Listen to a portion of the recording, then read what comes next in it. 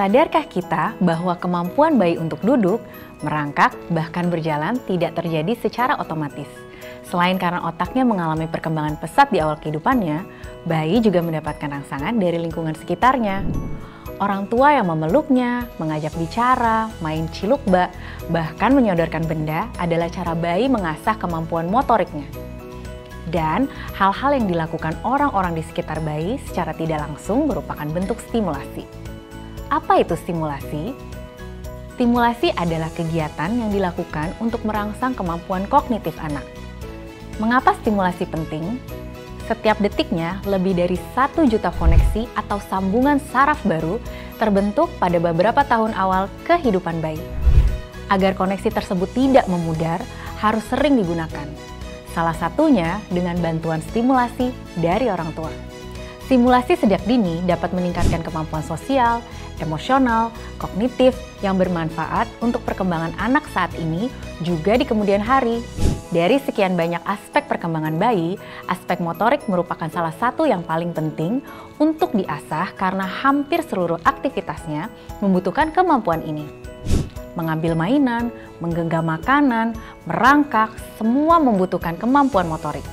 Lalu, bagaimana cara menstimulasi motorik anak sesuai dengan usianya? Pada usia 0-3 bulan, ini yang bisa dilakukan orang tua. 1. Mengajak bayi berkaca di depan cermin.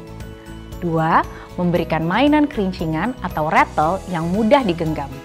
3. Memberikan teether atau mainan untuk digigit. 4. Memasang mainan gantung di atas tempat tidur bayi. Pada usia 4-6 bulan, stimulasi motorik bisa dilakukan dengan cara 1. Meletakkan bayi dalam posisi telungkup agar bayi berlatih berguling. 2. Gerakan mainan di depan bayi saat telungkup agar bayi mengangkat kepalanya. 3. Mendudukkan bayi dengan bantal sebagai sandaran. 4. Menggerakkan benda atau mainan agar bayi berusaha mengeraihnya. 5. Memberi mainan agar bayi berlatih menggunakan tangannya untuk memegang benda. Pada usia 6-9 bulan, asah kemampuan motorik bayi dengan 1.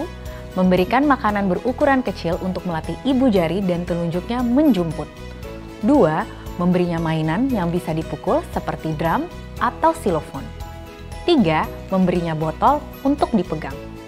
4. Membantunya memindahkan benda dari satu tangan ke tangan lainnya. 5. Memberinya benda yang memiliki tali atau pita untuk ditarik. Dan 6. Memberinya mainan di masing-masing tangan. Lalu, lakukan stimulasi berikut ketika ia berusia 9 hingga 12 bulan. 1. Ajari bayi menunjuk bagian tubuhnya. 2. Beri bayi mainan yang mengajarkan sebab akibat. Misal, kalau dipencet, berbunyi. 3. Ajari bayi menyalakan dan mematikan lampu dengan cara memencet tombol.